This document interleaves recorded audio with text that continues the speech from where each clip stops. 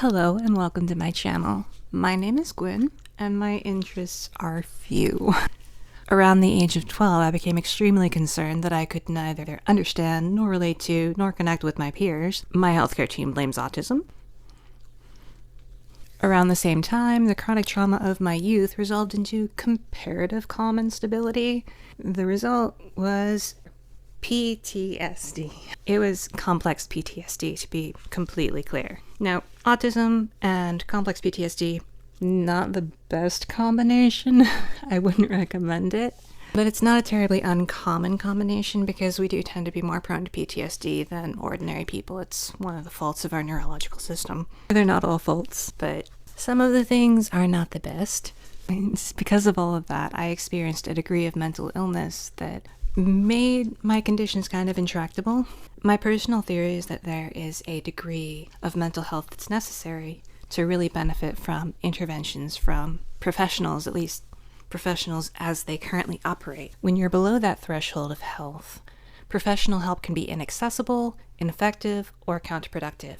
I have examples of all three if you like anecdotes. So I get really frustrated by a lot of the ways that things are routinely done because some people need more and they need different things than can be gotten in our healthcare system as it currently stands. And this channel, even though I originally planned for it to be something a little bit grander and a lot stranger, is rooting itself in that lifelong obsession with psychology. And it is pretty much a lifelong obsession. I only started studying it when I was 12, but in typical autistic fashion, I did obsess over it for a very, very long time. But I didn't just study psychology, I also studied methods of healing that lie outside of traditional modern psychology because, let's be frank, I was desperate.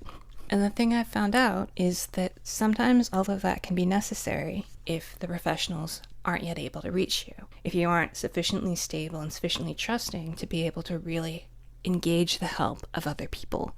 Or if you just aren't sufficiently self-aware to know what the problems really are.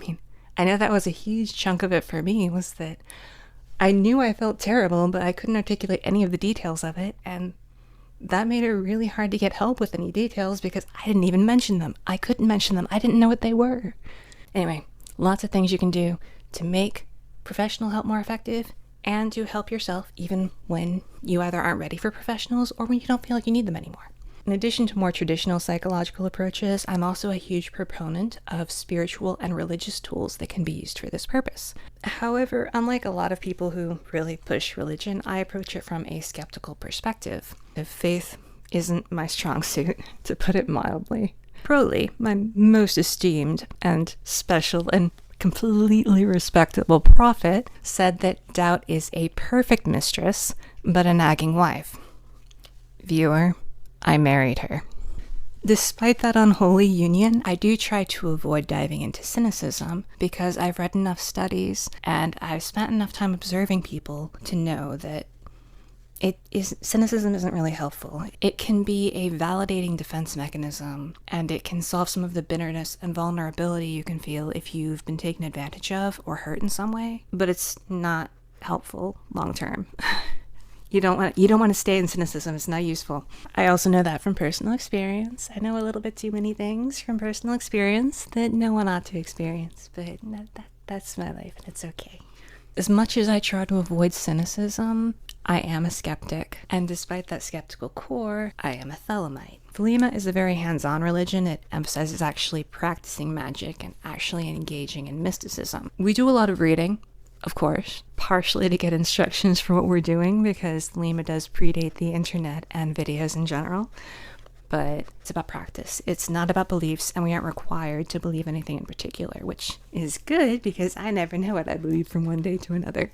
The thing about a religion that tells you to practice mysticism and magic is that if you do those enough, especially if you do too much too fast, which I don't recommend, things are going to happen. You're going to see gods and hear voices and have visions, which sounds crazy. At least it sounds crazy to me.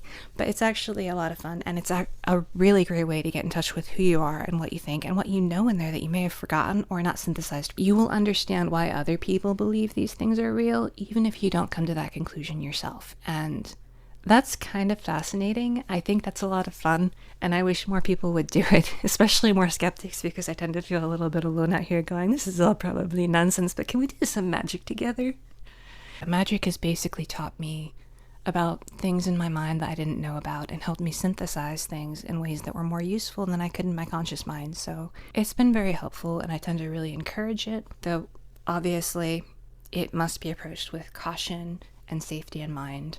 I didn't really do that in my journey, but it all worked out, so it's okay. I still don't recommend you do what I did. You should do what I say instead, because what I say is informed by the pitfalls of what I did.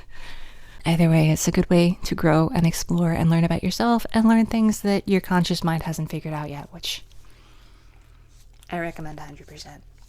Now, a lot of people won't be interested in the actual practice, and that's cool. But even if you're not interested in doing magic yourself, it is kind of interesting to look at what people experience and what they've gotten out of it and the weird things that the brain or the spirits, whatever you think, brain or the spirits, anyway, the weird things that do happen. And they do happen. People aren't just making it up. These are subjective experiences that you too can encounter with the right practices. Sometimes the effects of that aren't great. I mean, you know what I'm talking about. Other times it's really fantastic. You see yourself as unified with the world, you love others as yourself, and you are motivated to help and balance and assist and just kind of make the world a better place. And I'm all about that, and I'm all about helping other people do that too. Really, that's kind of my goal, is pragmatically using all the weird stuff to be the best selves we can and to use that self to help whatever we find out that we care about when we dive into ourselves like that. The thing that's most helped me reach that goal is that nexus between spirituality, religion, and psychology, and that's what you're going to find here. My approach often uses books or symbolism as a prompt for exploration, but the core is always living a better life by leveraging what's inside of myself, and I'd love to also help you leverage what's inside of you to live your best life. Whether you think that involves connecting with spirits or your own subconscious is up to you. I don't actually think it makes a difference. Either way, it's super duper useful. It's unfortunate that it's useful because so much of it has been locked behind religious window dressing for so many years. And that window dressing, I know it put me off trying these for a long time, but they were absolutely essential to coming back to myself. And if I can help anybody else do that, even if it's just one person, then this channel will be worth it. Know thyself, as the Delphic Oracle advised. Ultimately, this channel is about you. You. Now you can see that you with a little y, so you're talking about the individual, or you can see that you as the big Y, so that you can see yourself as everything. I want you to connect with all parts of you, and for you to know yourself as all parts of you, so that there's nothing you're shunning or abandoning or trying to destroy, either in yourself or, ideally, out there as well. It's great that you're here, and I hope I'll see you around, and I hope I get to know you. The comments are always open, and I actually love talking to commenters, so if you could leave a message, that would be very cool. I don't actually care if it's a supportive comment or not, though I may get more hardcore on keeping out negativity eventually. Alright, that's all I've got. So, do what thou wilt shall be the whole of the law. Love is the law. Love under will.